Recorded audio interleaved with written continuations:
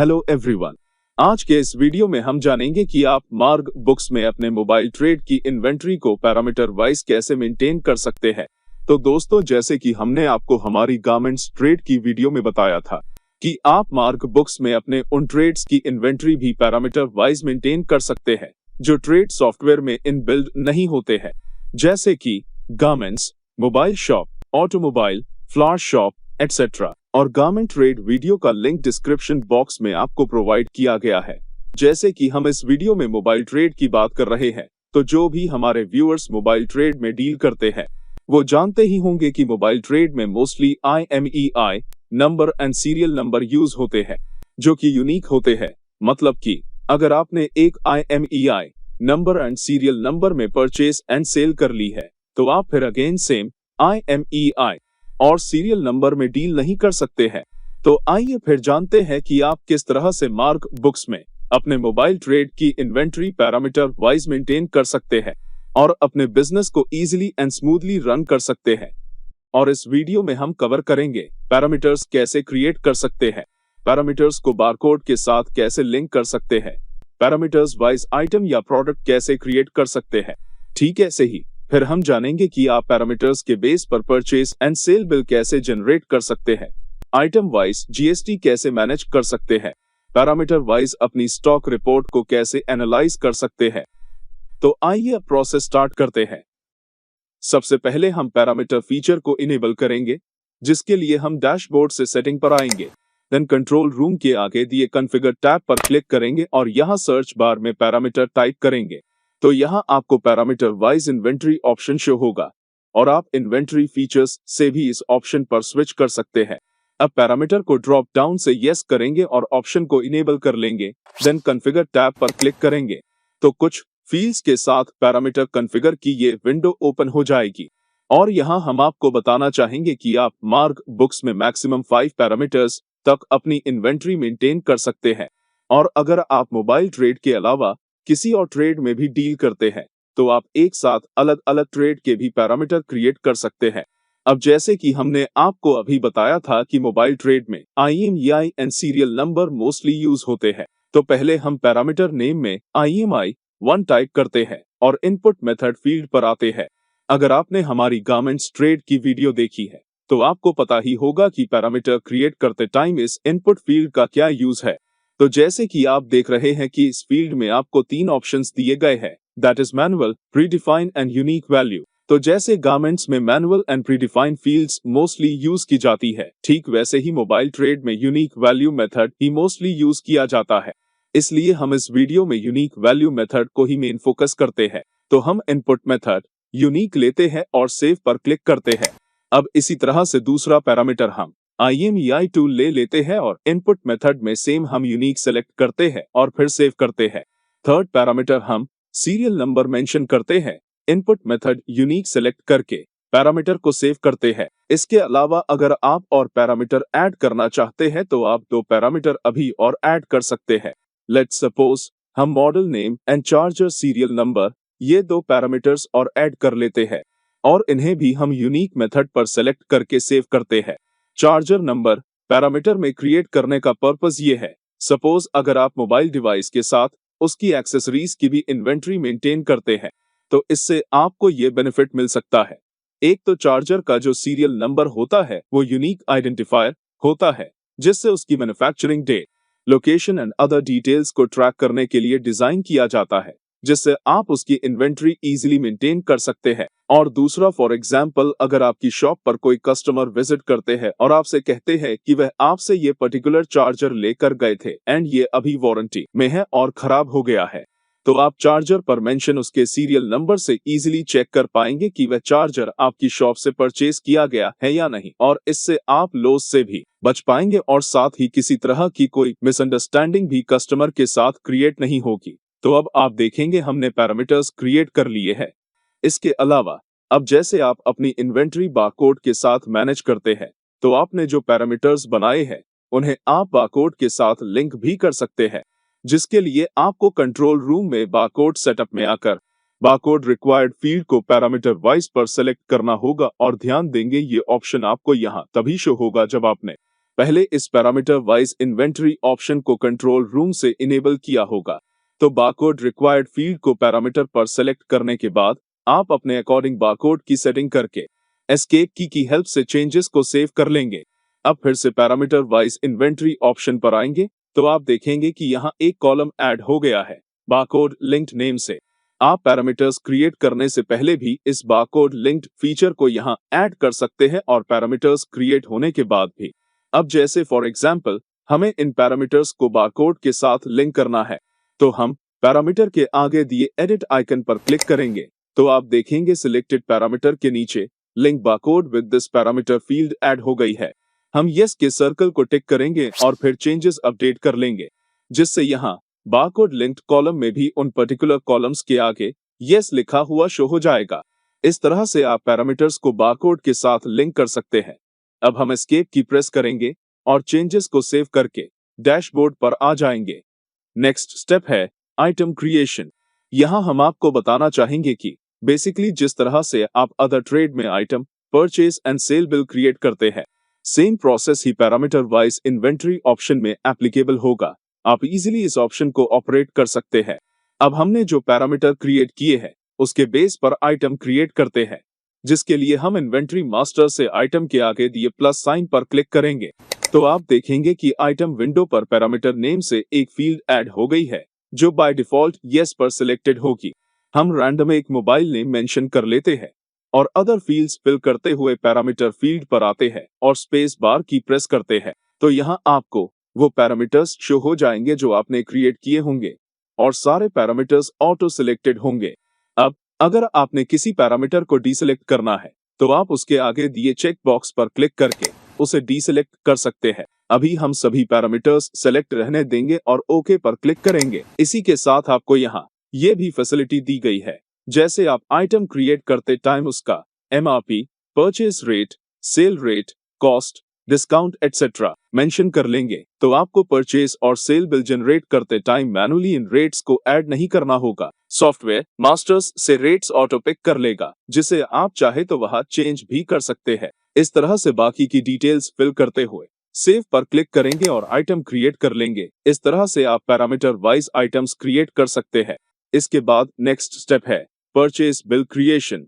Purchase bill option पर आएंगे, party laser select करेंगे, इनवॉइस नंबर फिल करेंगे और एंटर करते हुए आइटम विंडो पर आएंगे।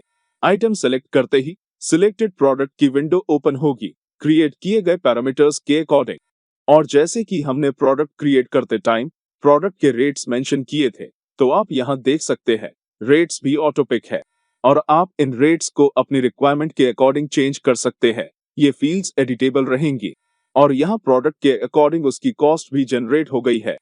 अब हम सिलेक्टेड प्रोडक्ट के अकॉर्डिंग उसका IMEI number, serial number, model number, charger serial number आदि मेंशन कर लेंगे। साथ ही आप देख रहे होंगे कि जैसे ही हमने पैरामीटर्स फिल किए तो क्वांटिटी में ऑटोमेटिकली 1 पिक हो गया है।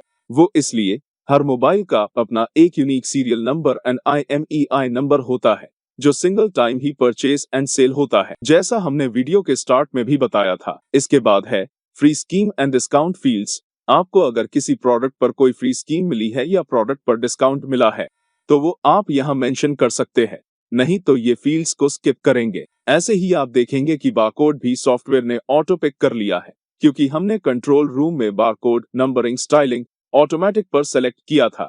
और अगर आपको बारकोड पार्टी की तरफ से रिसीव हुए होंगे तो आप प्रोडक्ट से बारकोड को स्कैन कर सकते हैं। जैसे ही आप इन फील्ड्स को फिल कर लेंगे तो एक्शन कॉलम में डिलीट आइकन शो हो जाएगा। आप यहाँ बनाए गए पैरामीटर्स को डिलीट भी कर सकते हैं जब तक आप इस पैरामीटर के अगेंस्ट परचेज बिल या सेल बिल जनरेट नहीं कर लेते।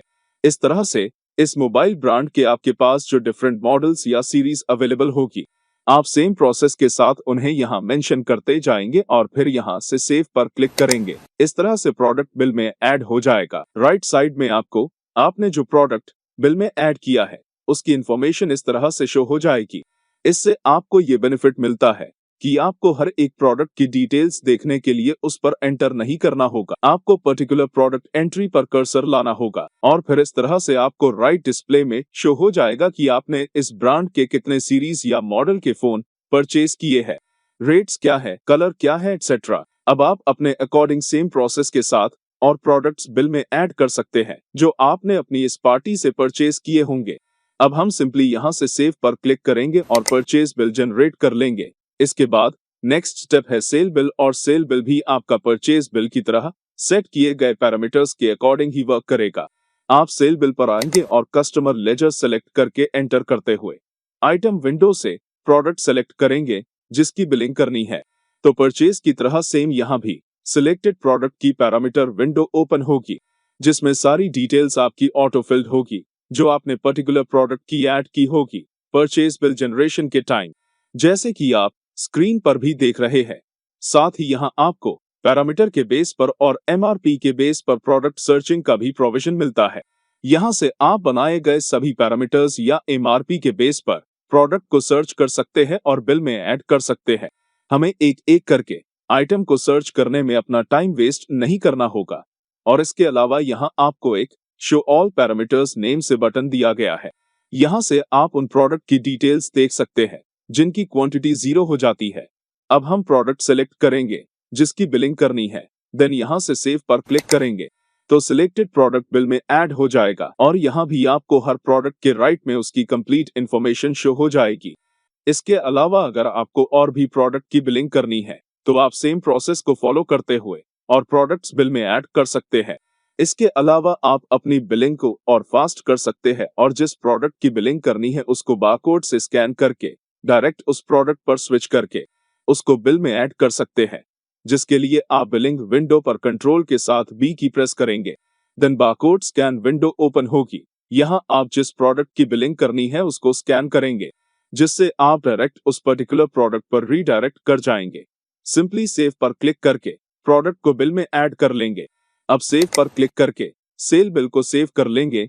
इस तरह से आप मार्ग बुक्स में पैरामीटर वाइज इन्वेंटरी फीचर की हेल्प से इजीली अपने परचेज और सेल की ट्रांजैक्शंस कर सकते हैं। नेक्स्ट हम डिस्कस करते हैं rate wise GST. Rate wise GST feature की हेल्प से आप अपने ओल्ड जीएसटी रेट्स को अपनी रिक्वायरमेंट के अकॉर्डिंग अपडेट कर सकते हैं। इसके लिए हम कंट्रोल रूम में आएंगे और सर्च बार में रेट वाइज जीएसटी सर्च करेंगे, देन ऑप्शन को यस करेंगे और कॉन्फ़िगर बटन पर क्लिक करेंगे। अब रेट वाइज जीएसटी अप्लाई करने के लिए यहां से क्रिएट पर क्लिक करेंगे या फिर F2 की प्रेस करेंगे। इसके बाद आइटम टैक्स में आप स्पेस बार की से ओल्ड टैक्स पिक करेंगे, फॉर एग्जाम्पल 18%, फिर रेट मेंशन करेंगे। जैसे मान लो आप चाहते हैं कि अगर किसी मोबाइल का सेलिंग प्राइस 30,000 या उससे ऊपर है तो उस पर करंट टैक्स से ऊपर टैक्स अप्लाई हो जाए, तो आप यहाँ रेट कॉलम में अपने अकॉर्डिंग पर्टिकुलर अमाउंट मेंशन कर लेंगे। जैसे हम अभी सपोज 30,000 मेंशन कर रहे हैं और फिर न्यू टैक्स के ड्रॉप डाउन से स्पेस बार की हेल्प से न्यू टैक्स सेलेक्ट कर लेंगे। जैसे हम अभी एग्जाम्पल के लिए यहाँ 28% टैक्स लेते हैं और आप चाहे तो एक से ज्यादा टैक्स स्लैब्स भी यहाँ ऐड कर सकते हैं। अभी हम एक ही स्लैब ऐड कर रहे हैं और यहाँ से सेव बटन पर क्लिक करेंगे और फिर एस्केप की से चेंजेस को सेव करके कंट्रोल रूम सेटिंग को ओके कर लेंगे। आइए अब सेट किए गए न्यू टैक्स स्लैब्स के अकॉर्डिंग सेल बिल जनरेट करके देखते हैं। सेल बिल पर आते हैं। यहाँ हम आपको 2 एंट्रीज जनरेट करके दिखाएंगे ताकि आप प्रोसेस को अच्छे से समझ सकें। पहले हम एक आइटम बिल में ऐड करते हैं जिसका सेल रेट 30,000 या उससे कम हो, तो आप देखेंगे इस अमाउंट पर सॉफ्टवेयर ने जो हमारा ओल्ड टैक्स था दैट इज 18%, उसके अकॉर्डिंग ही आइटम पर टैक्स अप्लाई किया है। अब हम बिल को सेव कर लेते हैं। अगेन न्यू एंट्री जनरेट करते हैं, आइटम बिल में ऐड करते हैं जो 30,000 से ऊपर है। तो अब आप देख सकते हैं एक तो सॉफ्टवेयर ने राइट साइड में न्यू टैक्स का पॉपअप मैसेज शो कर दिया है और साथ ही अगर आप टैक्स इन्फो में देखें तो हमारा न्यू टैक्स जो 28% था वो कैलकुलेट होकर सॉफ्टवेयर ने मेंशन कर दिया है। अब हम सिंपली बिल को सेव करते हैं। इस तरह से आप अपने ट्रेड के according item wise GST apply कर सकते हैं। ऐसे ही आप पैरामीटर वाइज अपने स्टॉक की ओपनिंग भी इस फीचर में इजीली मैनेज कर सकते हैं, जिसके लिए आप मास्टर मेन्यू से ओपनिंग बैलेंस से स्टॉक पर आएंगे, यहाँ से मेन स्टोर सेलेक्ट करेंगे और अगर आप मल्टीपल स्टोर मैनेज करते हैं तो आप अपने अकॉर्डिंग जिस स्टोर के स्टॉक में ओपनिंग फीड करना चाहते होंगे वो स्टोर सेलेक्ट करेंगे। अभी हम मेन स्टोर लेते हैं तो इस तरह से आइटम मास्टर में क्रिएट की गई आइटम्स आपको शो हो जाएगी।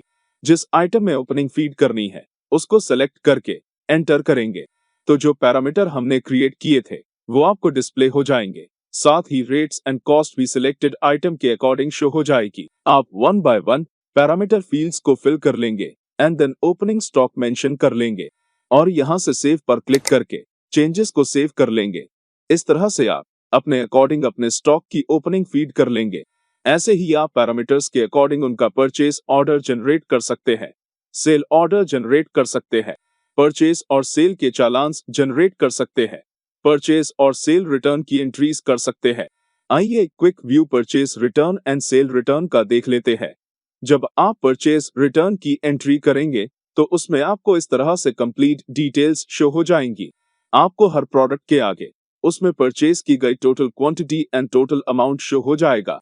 अगर आपने किसी मोबाइल के डिफरेंट मॉडल्स या सीरीज परचेज किए होंगे तो आपको उनकी भी डिटेल्स शो हो जाएगी। आपको जिस भी आइटम की परचेज रिटर्न एंट्री क्रिएट करनी होगी आप उसको टिक रहने देंगे और बाकी की आइटम्स को अनटिक करेंगे।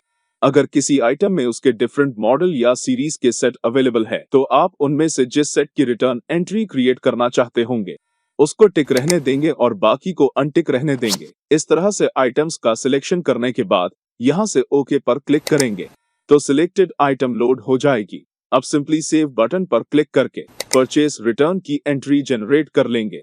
सेम प्रोसेस आपका सेल रिटर्न की एंट्री जनरेट करने में फॉलो होगा। आइए अब रिपोर्ट पार्ट पर आते हैं और देखते हैं कि हमने जो परचेज एंड सेल की है उसकी रिपोर्ट हम कैसे व्यू कर सकते हैं। और आप दो तरह से रिपोर्ट को एनालाइज कर सकते हैं। एक तो अगर आप किसी पर्टिकुलर आइटम की हिस्ट्री देखना चाहते हैं कि उस आइटम का कितना ओपनिंग स्टॉक है, कितने की सेल है, कितने की परचेज है, क्लोजिंग स्टॉक क्या है, एटसेट्रा, तो उसके लिए आप आइटम विंडो से उस आइटम पर F4 की प्रेस करेंगे जिस आइटम की हिस्ट्री आप देखना चाहते होंगे और फिर पैरामीटर लिस्ट बटन पर क्लिक करेंगे तो आपने जो पैरामीटर बनाए होंगे आप उस पर इस तरह से स्विच कर जाएंगे। अब आप एंटर करते हुए पर्टिकुलर आइटम की हिस्ट्री इस तरह से व्यू कर सकते हैं। और अगर आप एक साथ सभी आइटम्स की रिपोर्ट को एनालाइज करना चाहते हैं तो फिर आप रिपोर्ट्स मेन्यू से इन्वेंट्री रिपोर्ट में आएंगे और स्टॉक रिपोर्ट में दिए stock summary parameter wise option पर क्लिक करेंगे।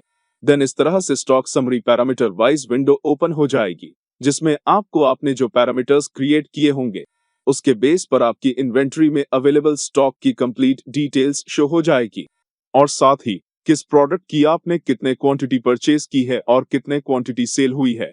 प्रोडक्ट का ओपनिंग स्टॉक आपने फीड किया होगा तो वो भी आपको शो हो जाएगा। सर्च बार से आप पैरामीटर के अकॉर्डिंग पर्टिकुलर आइटम को सर्च करके उसकी रिपोर्ट देख सकते हैं। यहाँ भी आप शो ऑल पैरामीटर बटन की हेल्प से उन पैरामीटर्स को भी लिस्ट में शो कर सकते हैं जिन स्टॉक की क्वांटिटी 0 हो गई होगी। आप ड्रिल डाउन करके रिपोर्ट को डिटेल्ड में एनालाइज कर सकते हैं। जैसे कि अगर आप किसी पर्टिकुलर एंट्री पर एंटर करेंगे तो आप देख सकते हैं कि बिल डेट क्या है, इनवॉइस नंबर क्या है, वाउचर टाइप क्या है दैट इज सेल या परचेज। इसी तरह से किस बिल के अगेंस्ट कितनी क्वांटिटी की परचेज हुई है, कितनी क्वांटिटी की सेल हुई है और क्लोजिंग क्वांटिटी कितनी है, ये सब आप देख सकते हैं। साथ ही यहाँ ऊपर दिए आइकन से आप रिपोर्ट को एक्सेल में PDF में इंपोर्ट कर सकते हैं। रिपोर्ट को अपने कस्टमर्स के साथ व्हाट्सएप, मेल या ड्राइव के थ्रू शेयर कर सकते हैं। रिपोर्ट का प्रिंट आउट निकाल सकते हैं एटसेट्रा। अब अगर आप किसी इनवॉइस को मॉडिफाई करना चाहते हैं तो आप उस एंट्री पर क्लिक करके सिलेक्टेड वाउचर टाइप की मॉडिफिकेशन विंडो पर स्विच कर सकते हैं और अपने अकॉर्डिंग इनवॉइस को मॉडिफाई कर सकते हैं। इस तरह से आप मार्ग बुक्स में अपने मोबाइल ट्रेड को इजीली मेंटेन कर सकते हैं। तो अभी तक हमने वीडियो में देखा और समझा कि आप मार्ग बुक्स में अपने ट्रेड के अकॉर्डिंग पैरामीटर्स कैसे क्रिएट कर सकते हैं, पैरामीटर्स को बारकोड के साथ कैसे लिंक कर सकते हैं, पैरामीटर्स वाइज आइटम्स कैसे क्रिएट कर सकते हैं और परचेज एंड सेल की ट्रांजैक्शंस कैसे कर सकते हैं। इसके अलावा आप इस फीचर की हेल्प से पार्टी से रिसीव हुई PT फाइल को मतलब कि बल्क सेल बिल को मार्ग बुक्स में कुछ ही सिंपल स्टेप्स को फॉलो करके परचेज बिल में इंपोर्ट भी कर सकते हैं जो हम नेक्स्ट वीडियो में डिस्कस करेंगे। Thanks for watching.